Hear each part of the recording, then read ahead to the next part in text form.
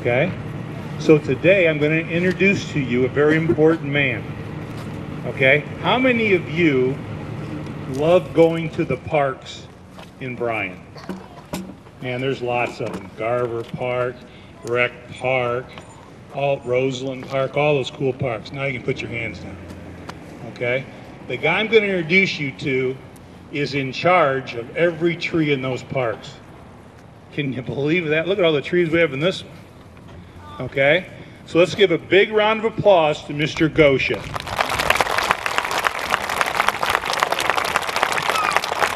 Thank you, Mr. Miller. I'm so glad all of you could come out today, and we've got a beautiful day to come to Moore Woods. Some of these trees are hundreds of years old behind us. The trees are the biggest and oldest living organisms on the planet. So why are we celebrating Arbor Day? Well, back in the 1850s, there was a man named J. Sterling Morton, and he moved from Detroit, Michigan, out to Nebraska. And out in Nebraska, there's hardly any trees.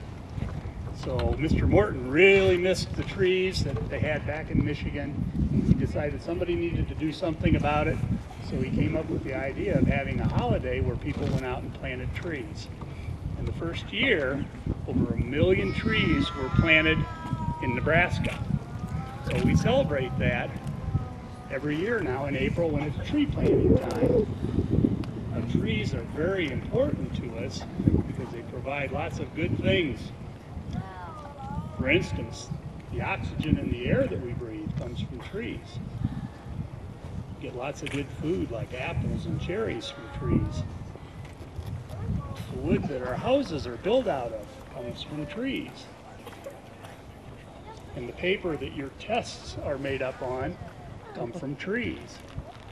So trees are very important. So we have some special guests here today. Sitting behind me are some members of the Tree Commission. The Tree Commission are volunteers from the city of Bryan that help us to make decisions about what kind of trees to plant and where to plant them and so forth. They volunteer their time to help us manage the trees in Bryan.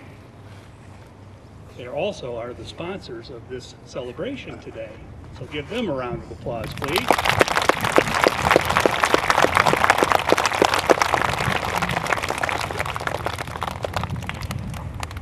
Now, one of the things that trees are important for is they're very important to a lot of animals. And we have some very special guests today from the Toledo Zoo. And they brought some friends along with them, some animals that depend upon trees. So help me welcome from the Toledo Zoo, Kristen. Good afternoon, everybody. Are we excited to be here today celebrating Arbor Day? Yes?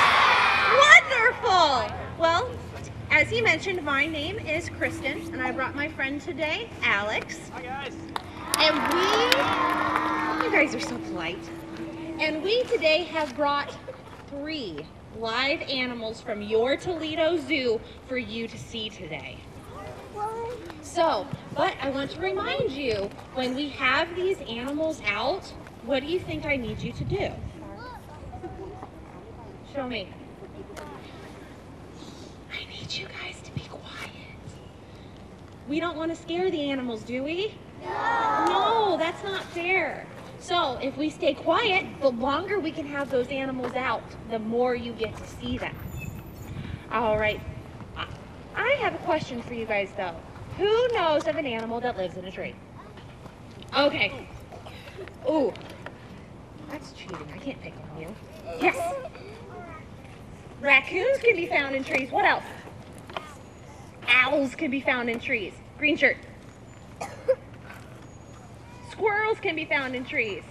And I gotta pick on somebody over here. Right there. What lives in a tree? Monkeys can live in trees, but what about animals around here that live in trees? Birds, perfect. What else? Even more birds. We have so many birds around here. It is wonderful. So you guys just listed off many, many different animals that live in trees. So today we're going to talk about animals that not only live in trees, but will use trees. So let's go ahead and get started with not a live animal, but a piece of an animal. Does anybody know what animal this belongs to? Sure.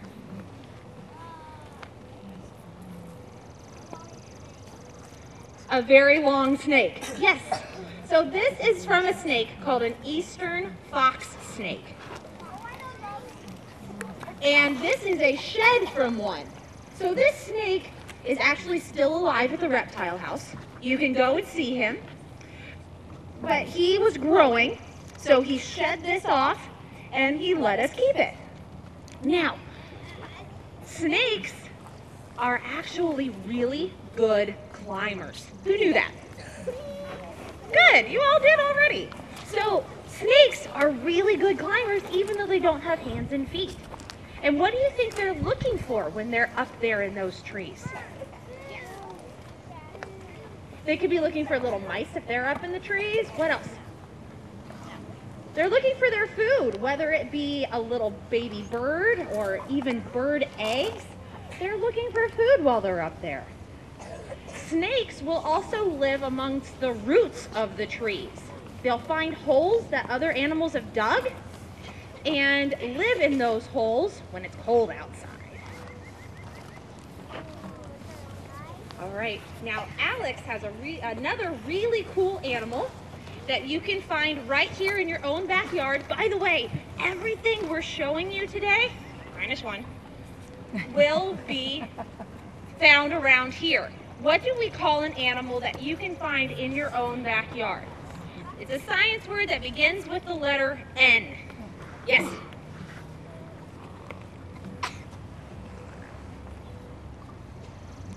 You forgot you want some help? Yes. An animal you can find in your backyard begins with the letter N. I'll help you out. Native. You guys heard that word before? Yeah, so we're talking about native animals today. Not only native animals, but ones that use trees. So, we've got all sorts of animals that use trees. Like Kristen just said, that fox snake and other snakes like to climb up in trees.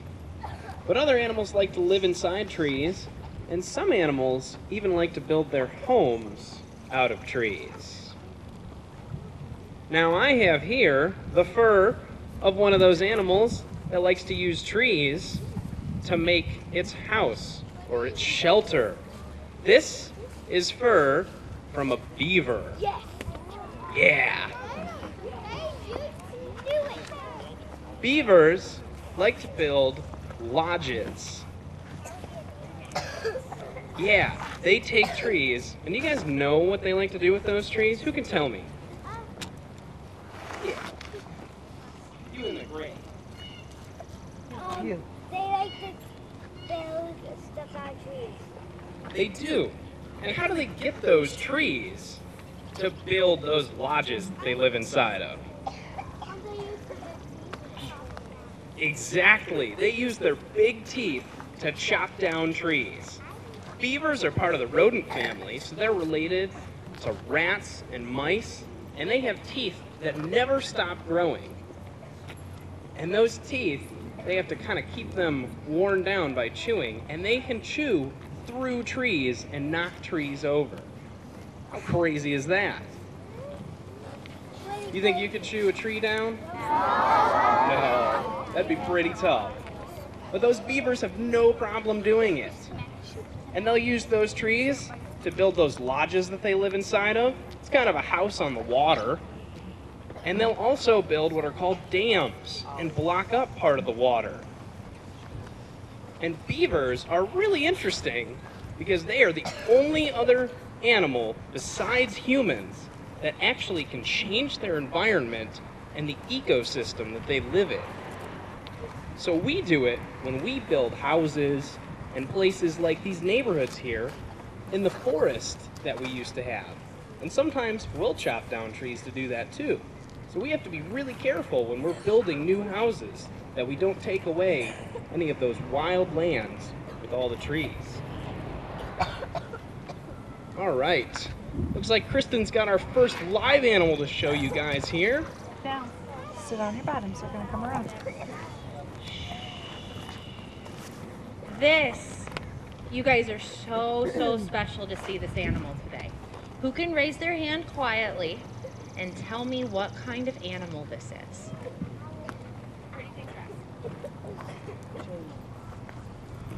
This is an owl.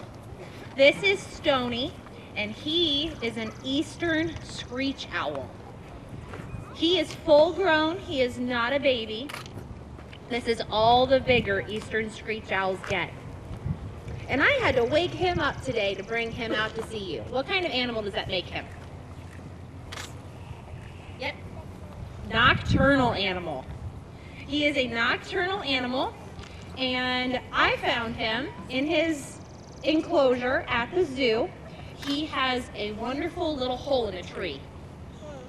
And he scoots himself all the way back into that nook in the corner, and he will sleep there all day. You may be saying to yourself, oh, look at those cute little ears. Those are actually not his ears. We do, though, call them ear tufts, but they're just groups of feathers. Oops, you're all right. You're all right. What happened? Oops. Sit down. Nope. Oh, Sit. Be quiet.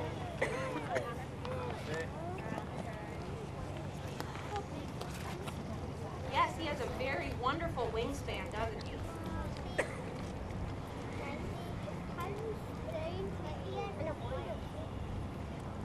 His Jess's got wrapped up in her fingers.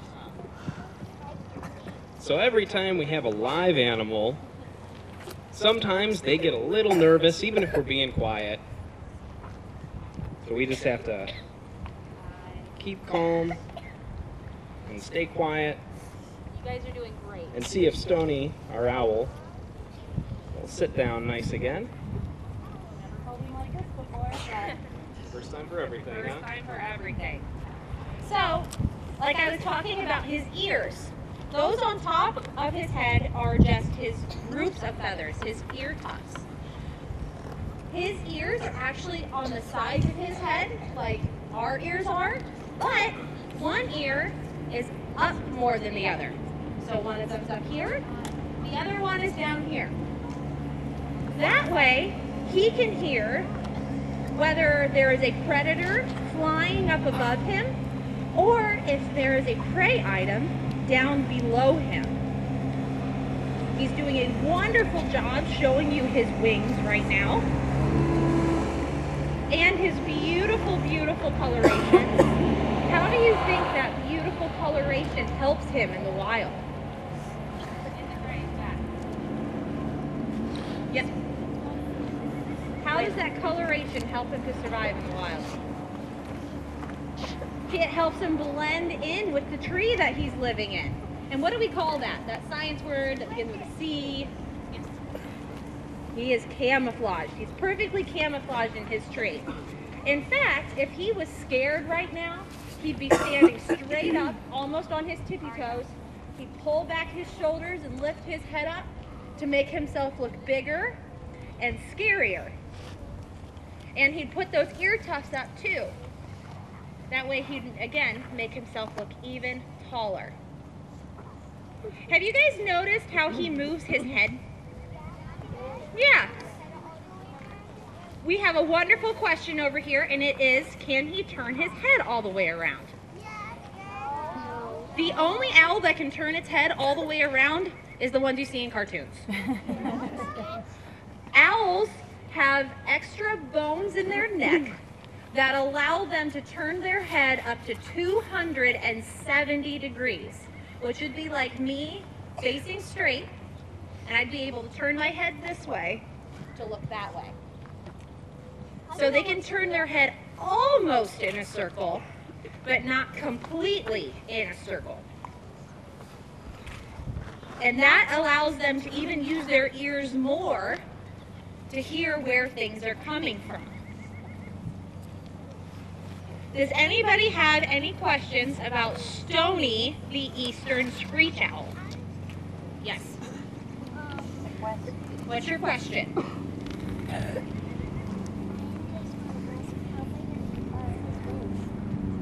I do not know the exact length of his wingspan, but while he was flying around in my hand, I would say, what, a foot and a half? About 18 inches across? All right, does anyone else have any questions? Yes.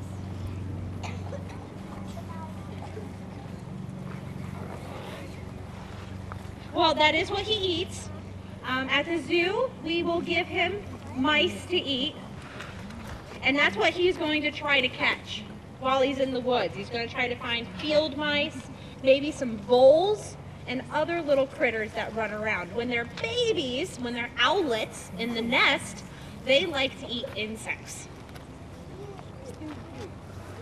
Yeah, it's not appealing, but that's one of the things that birds do. They go to the bathroom all the time so that they're light enough to fly. All right, I will take a few more questions. Yes. Stony is actually almost 20. Owls in the wild normally only live till about 2 or 3 years old.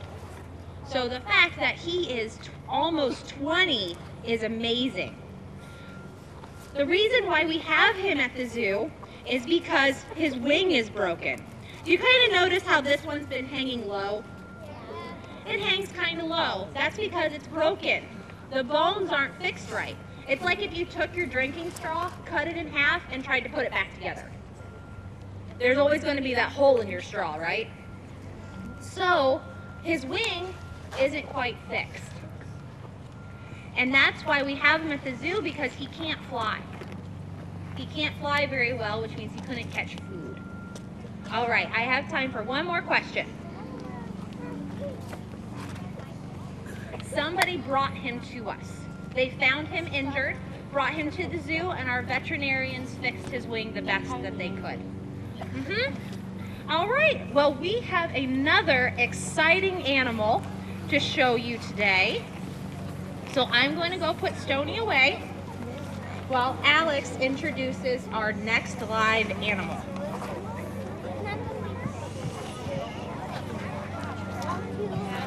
Remember, guys, we have to stay quiet so we don't scare Stony or our other animals.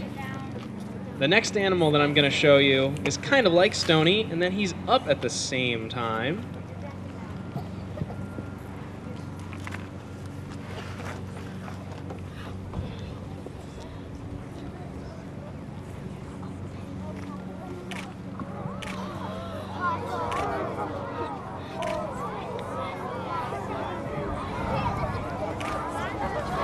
Okay, walk out to the middle for you guys. This is my friend Herb, and Herb is a Virginia opossum. Now, even though he's called the Virginia opossum, he is found in more than just Virginia. Like we told you, all the animals we have today are native, so he lives around here in Ohio too. Now, opossums, like I said, they're up at the same time as Stony and other owls are. Can you guys remind me what we call an animal that's up at nighttime? Purple jacket. Not hibernation. It begins with an N. Nocturnal, that's right. They are nocturnal animals. And that's why he's a little sleepy right now, and he's kind of trying to stick his head in between my arms, because the sun's a little bright on his eyes. He has sensitive eyes that help him to see better in the dark, kind of like a cat. So if you guys have a cat at home, you might notice that that cat's eyes are really big, and that helps him to see better in the darkness. This guy's actually kind of similar to a cat too, in that he really likes to eat a lot of the same foods. Opossums are omnivores. That means they eat whatever they can find and whatever they want to eat. In fact, they'll even eat our trash. But one of the favorite things for opossums to eat is cat food. And they get it pretty easily because a lot of people leave cat food tins out in their garage or outside their house for cats that might roam around outdoors. And that's like ringing the dinner bell for an opossum. They love to eat it. In fact, we feed our opossums at the zoo cat food, and they're even trained to go to the bathroom in a litter box. How crazy is that?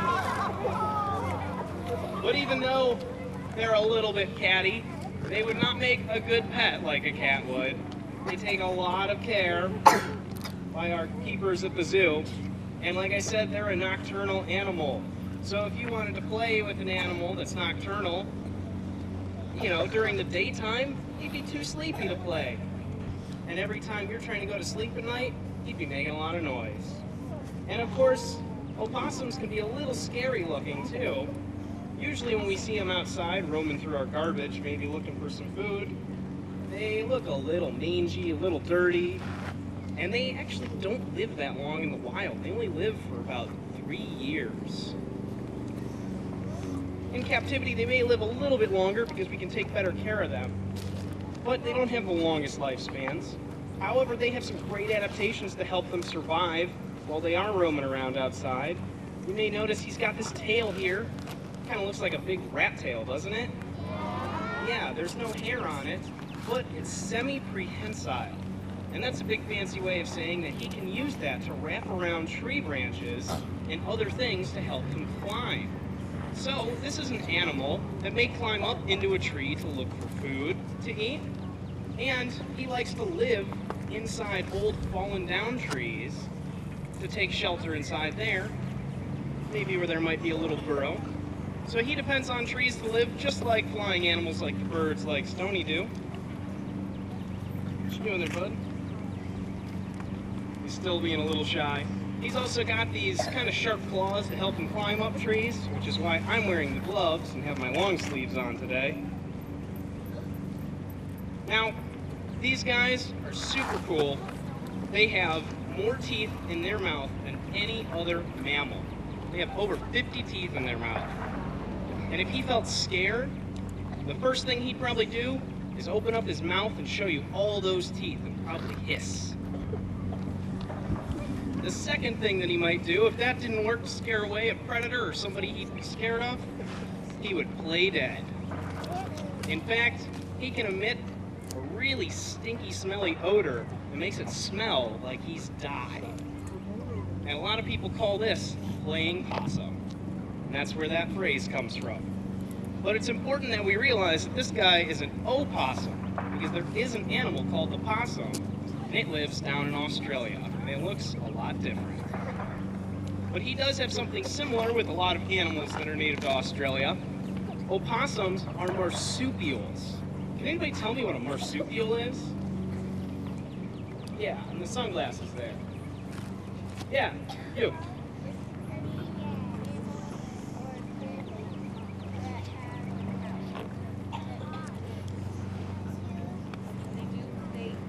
They do have babies that are born live, but then where do those babies go? In the back, in the brightly colored shirt. That's right. You're absolutely correct, sir. Marsupials are mammals like us, but the moms have pouches on the front of their bellies for the babies to live in until they grow up big enough to live outside the pouch.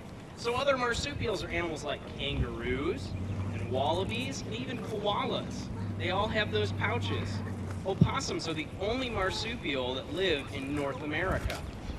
So Herb here's a boy, he doesn't have a pouch, but we've got a female opossum, her name's Betty, back at the zoo, and she has a pouch that if she ever had babies, they would live inside that pouch until they were big enough to come out of it. Now I'm gonna walk around so you guys can get a better look at Herb. And I can take a few questions. Does anybody over here have a question? Yeah, Mr. Lego Star Wars.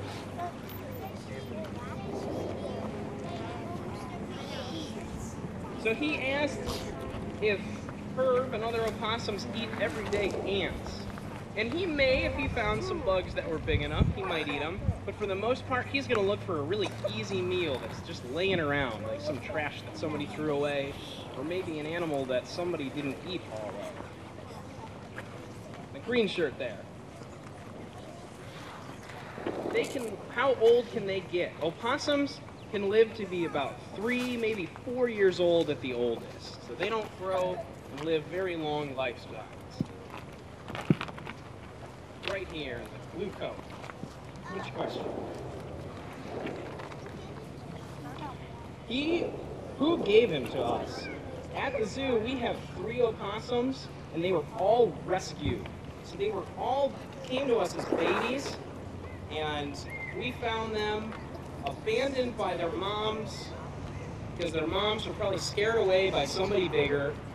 So they were brought to us as babies by nice people who brought them in. I think Nature's Nursery, which is a group of people who save animals they find abandoned in the wild, brought us her. Yeah, purple coat. So why is he colored like this? He's got these kind of grayish hairs because that helps him to kind of camouflage and blend in with some of the areas that he likes to live. Like I said, he likes to live underneath tree trunks, and sometimes they can be the same color, as well as that dirt that may be around there. It helps to kind of blend him in a little bit.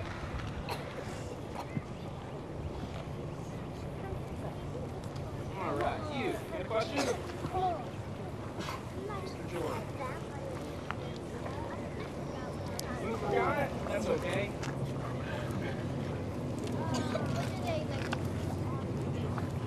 You and then you, okay? This will be the last question. Did you forget? How does he survive?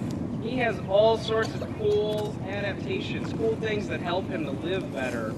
Like I said, he's got these sharp claws that help him climb, as well as that tail, and he can eat just about anything. So anytime he finds anything that could be food, he can eat it. And last question from you, sir. They can run. They don't run very fast. We could probably catch them if we chased after them. But like I said, if you came up on him, he'd probably turn and show you all those teeth and hiss at you and try to scare you away. But he's not going to try to run away from anyone, but he may try to climb up a tree to get away from a predator. All right, guys, I'm going to put her back, and then we're going to look at our last animal. All right. Did you guys like the opossums? Good, good. Now we have one last animal that we're going to show you today. This one I cannot pick up. So if you are in the last 2 or 3 rows, I give you permission to stand up. Okay? And then teachers, it's your discretion. Some of the rows may be able to also sit on their knees.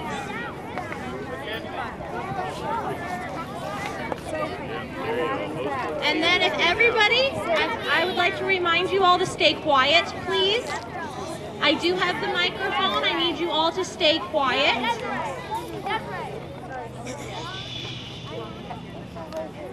And a hush came amongst them. Very good. Okay, so our next animal is not necessarily a native animal, but some of his very, very close cousins can be found in your backyard. Let's see if he'll cooperate today.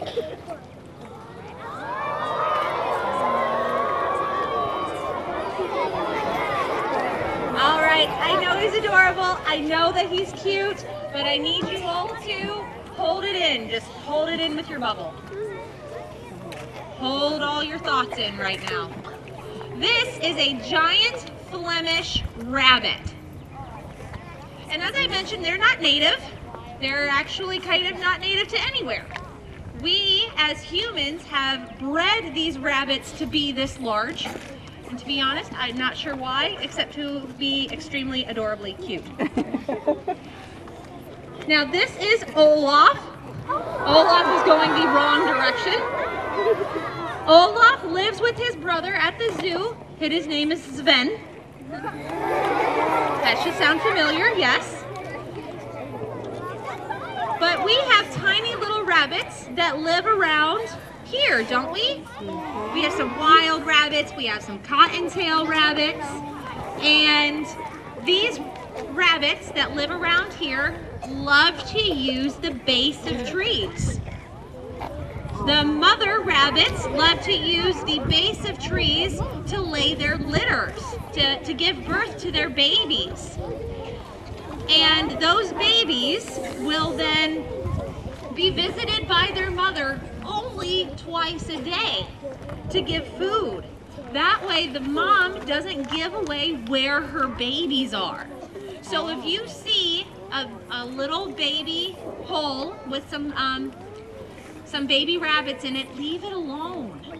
Mom is nearby, mom's watching, but she doesn't want the predators to know where her babies are.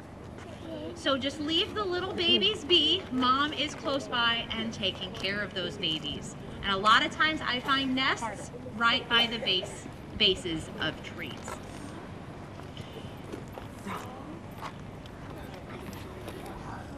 What kind of food do they eat? Olaf at the zoo gets bunny chow. It's kind of like doggy chow, but for bunnies. And we actually do not feed him carrots. What? Carrots have too much sugar in them.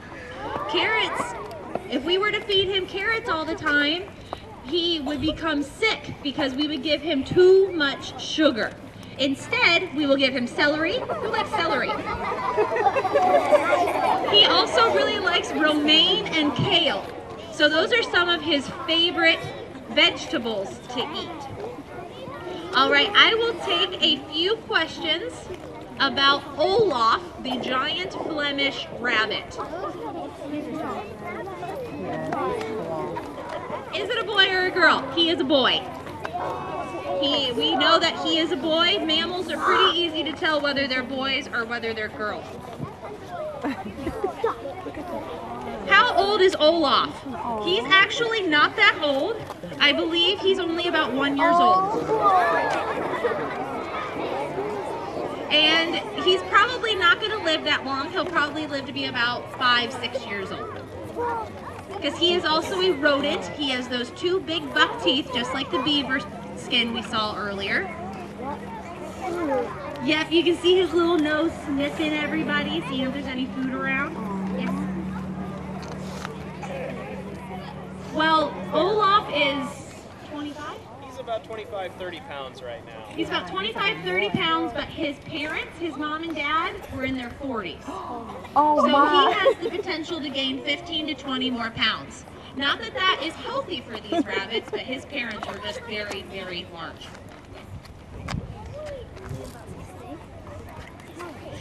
He would probably do exactly what he's doing now. Olaf loves people, he loves kids, so he's very comfortable right now. It's just, he wants to explore, and we want him to stay here with you guys. All right, I have time for a few more. Yes?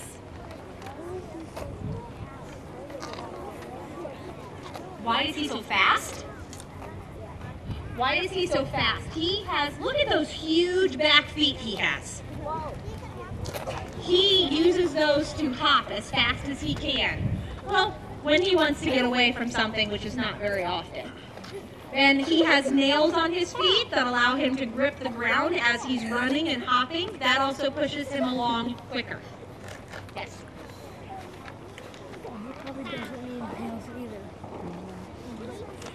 Bunnies really don't jump high, they jump long. And I don't know how long he can jump. Okay, he's a big bunny, so it's actually probably not as far as you think he would. Yes?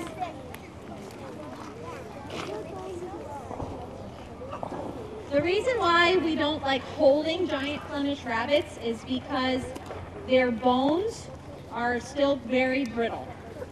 So if we were to pick them up, we might break his bones because he weighs too much. So we like to touch him and give him attention on the ground. He's more comfortable that way too. Yes. I do not know. Whenever he feels like it. Yes. What can he eat? Well, he would probably eat a whole bunch of vegetables if we were to set a salad in front of him. But I know that he really likes celery and kale. I know those are his two favorite things to eat. Yes. A kid? Like, I don't understand.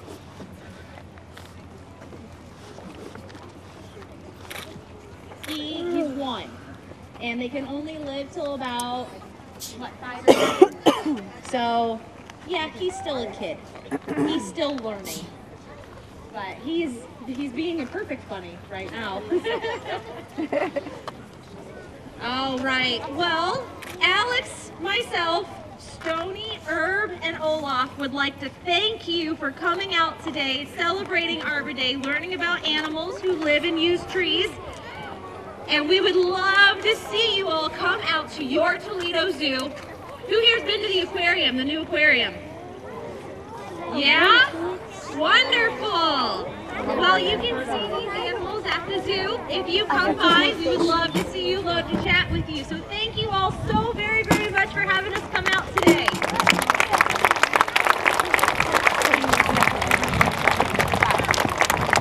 Hey, boys and girls, if I could have you just sit down quietly one more time.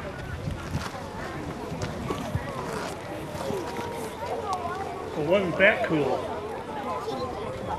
What else is cool is at the end of the day today, each one of you is going to get a tree to take home and plant.